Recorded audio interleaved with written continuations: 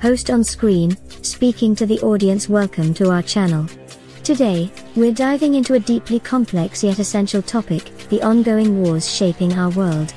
We'll break down the roots of these conflicts, the players involved, and their global impact. And, as a bonus, we'll tackle a fascinating question: why isn't Canada a superpower? Stick around because this is going to be an enlightening journey.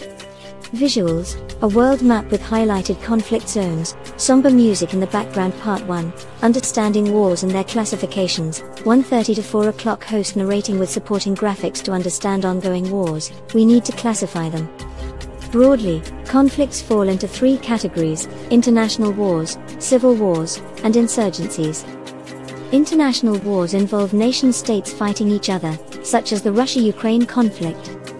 Civil wars occur within a country, like the conflict in Syria.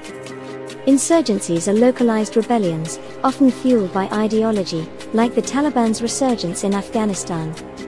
Each type of conflict has unique causes, ranging from political power struggles and ethnic tensions to economic disparities and climate change. Understanding these dynamics helps us see the bigger picture. Visuals: infographics breaking down the classifications with examples. Part 2, Key Ongoing Conflicts, 4 o'clock to 1400 hours. Host speaking. Let's take a closer look at some of the most pressing conflicts today. The Russia-Ukraine War, 4 o'clock to 6 o'clock. The Russia-Ukraine War, which began in 2014 and escalated in 2022, stems from territorial disputes and geopolitical power plays. At its heart is Ukraine's aspiration to align with the West, threatening Russia's sphere of influence. This war has caused immense humanitarian crises, disrupted global food supplies, and intensified east-west tensions. Visuals: footage of Ukrainian cities, maps showing territorial changes, and UN aid efforts. The Syrian civil war, 6 o'clock to 8 o'clock. In Syria, the civil war has raged for over a decade. What began as peaceful protests during the Arab Spring devolved into a multi-sided war involving the Assad regime, opposition forces, ISIS, and foreign powers like Russia and the US. The result? Over 500,000 deaths, millions displaced, and a fragmented nation. Visuals: Syrian cities before and after the war, refugee camps, and global protests. The conflict in Yemen, 8 o'clock to 10 o'clock. The Yemeni civil war is often called the world's worst humanitarian crisis. This proxy war pits the Saudi-led coalition against Houthi rebels backed by Iran. It's driven by power struggles, regional rivalries, and economic devastation. Visuals: bombed-out neighborhoods, starving children, and international aid efforts. The Ethiopian Civil War, 10 o'clock to 12 o'clock. The conflict in Ethiopia's Tigray region escalated in 2020, drawing international concern. Ethnic tensions, historical grievances, and political power plays have led to thousands of deaths and a humanitarian crisis. Visuals: Tigray region maps, displacement camps, and peace talks. The Israeli-Palestinian conflict, 12 o'clock to 1400 hours. This decades-long conflict revolves around territorial disputes, historical claims, and deeply entrenched identities. Recent escalations continue to claim lives and fuel regional instability, highlighting the urgent need for a lasting resolution.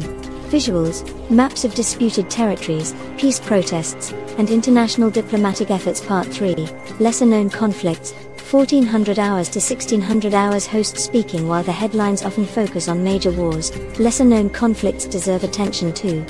The Sahel region insurgencies. Countries like Mali, Niger, and Burkina Faso face insurgencies fueled by jihadist groups and local militias. Climate change and economic hardship exacerbate these crises.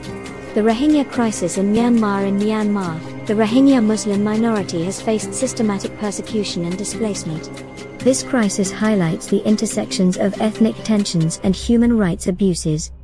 Visuals: maps and images of affected areas, UN interventions. Part 4, The Global Impact of Wars, 1600 hours to 1730. Host speaking. Wars don't just affect the nations involved. They disrupt global supply chains, fuel refugee crises, and strain international relations.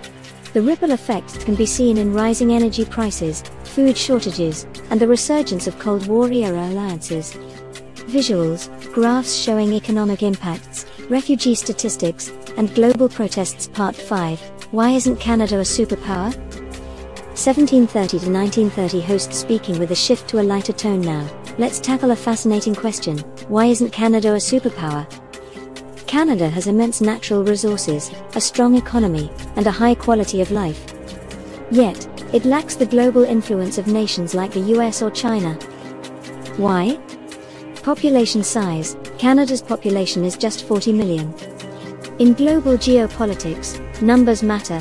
A smaller population limits economic and military capabilities. Geopolitical position: unlike the US, Canada hasn't faced direct threats that necessitate a dominant military presence. Its secure borders with the US allow it to focus inwardly. Cultural identity: Canada's identity emphasizes diplomacy, peacekeeping, and multiculturalism over assertive global dominance. Visuals: Canadian landscapes, peacekeeping missions, and cultural symbols like the maple leaf. Closing thoughts: 1930 to 2000 hours. Host speaking directly to the audience. The world is complex, and the ongoing wars we've discussed highlight humanity's greatest challenges and opportunities. Meanwhile, Canada's unique position reminds us that power isn't just about dominance, it's also about values. Let us know your thoughts in the comments, and don't forget to like and subscribe for more deep dives into global issues. Outro screen, channel logo, subscribe button, and links to related